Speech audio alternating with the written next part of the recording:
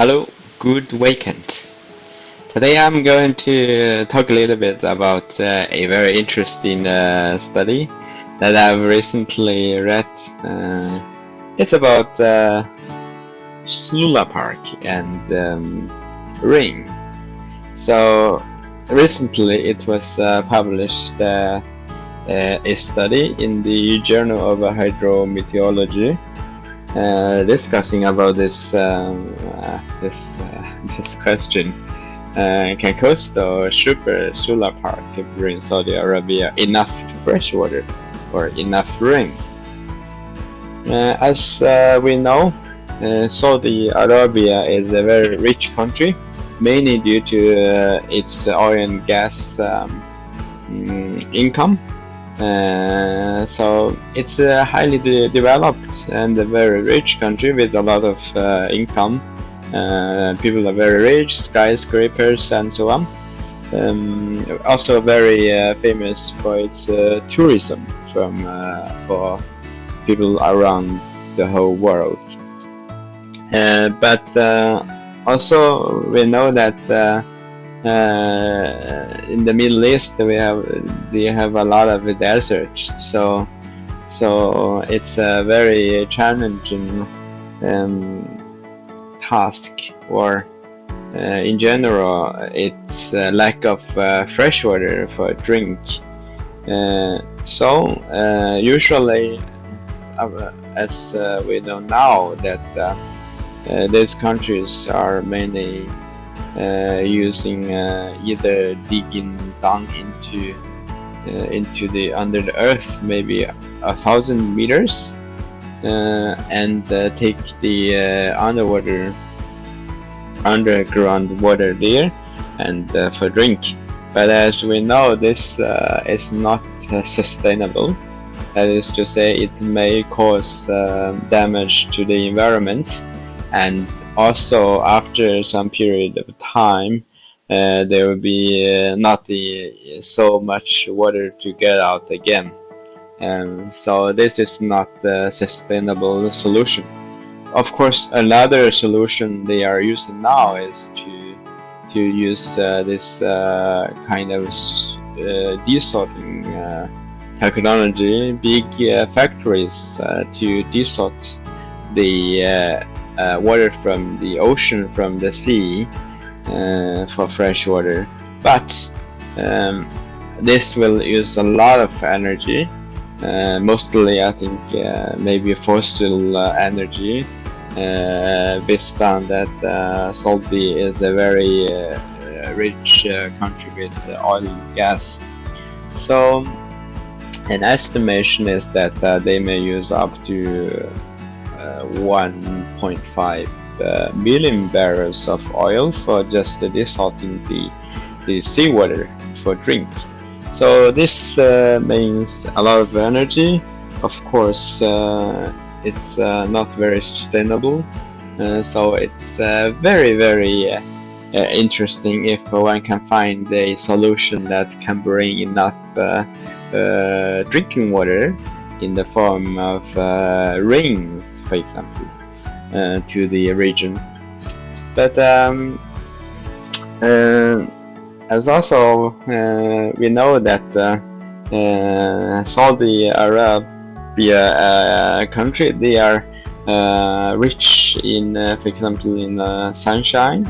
So maybe a solar park is also a very attractive solution for them in the future to get enough energy, enough green or sustainable energy, after, especially when the climate change is posing greater and greater press on the worldwide countries, and we need actions to make our energy sources more sustainable and greener, right? So also, if we think about this, if we can use the solar park at the same time, we can bring enough rainwater. that will be a super good design, isn't it?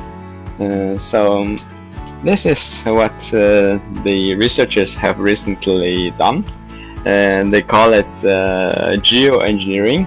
What is geoengineering? It's basically to do engineering about the geology, or simply to do engineering about the Earth, and then you to get the favorable results. That, for example, here we want to do engineering to the Earth with the solar park to get a lot of rain. So basically, this paper was recently published at the Journal of Hydrometeorology. It's about this. So the name of this paper is Seabreeze Geoengineering to Increase Rainfall over the Arabian Red Sea Coastal Plains. If you're interested, you can read this paper. It's open access, and it's very interesting. So, but I have read this paper, not very detailed, but quickly, and I found this is really interesting. Basically, what they are going to do, or what they have tried to do research on, is that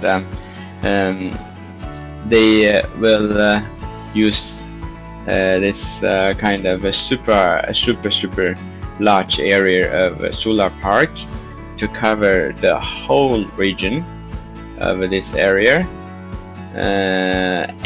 It's a super large area to be covered. So what the study has made over a area that's from up to 67,500 to 150,000 square kilometers. And so just imagine you use this solar park to cover this big area, the whole area of this park.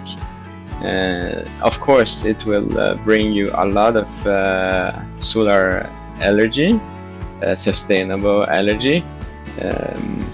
It also, based on their calculation, can bring up to 1.5 billion tons more rain in this area if this is realized. To make an example of what we are having or in plan in the world, the largest solar park is now only about 120 square kilometers. That is a park in Australia, and trying to generate sustainable energy for both Australia and Singapore through a subsea cable. So this is a super large park, and I think the basic idea is that when you have all this solar park on this area, cover this area, it will be a higher temperature locally. So this will form. We know that when the temperature is higher, so they will attract more moisture from the ocean into this area. So of course it will bring more rain into the area. So it looks like the result is extremely good. Is geoengineering a bad idea or good idea? There has a lot of discussion about this. Basically, geoengineering is that the human beings are trying to do engineering about our Earth, like the example here we have now talked about, to cover solar park, and at the same time generate more rain for the area to use for drinking water. also a lot of sustainable energy can be generated.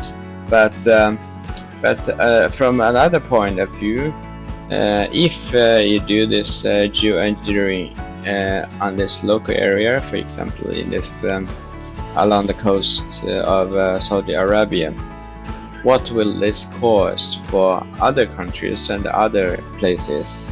So, because the Earth, our Earth, is a common place, is a complete place, and that we share of other human beings. So this geoengineering, I think, basically should be considered from overall point of view. So maybe the solar park, extra super large one here, can bring enough water or a lot of rain to this local area, but may also cause devastating consequence for the other regions with regard to climate, rain or rainfall or whatever like this. Also, there are a lot of ideas about geoengineering. We engineer the Earth to fight climate change. All of them are good ideas. I should not say good ideas, are very innovative ideas. For example, like we try to capture the CO2, use very big structures, and then inject it into subsea. Of course, all of these are very innovative and interesting concepts, but what will be the consequence of these good ideas or innovative ideas should be made? It should be studied and researched very carefully, because we have only one Earth, and that is the only place we can, we human beings can live now. Of course, climate change or engineering to fight the climate change is a good start point. But generally speaking, I'm for this fighting for climate change. But as an engineer, and I will also be very helpful to say that we should also do consequence estimation or assessment of what we are doing to the Earth can cause, even though our starting point or our goal is good, isn't it? So here I listed the two references I have made to in the talk, and I hope you have enjoyed this talk, even though it's just about very shallow. And yeah, you can comment if you are interested, if you think if you found it interesting. Thank you. Bye bye.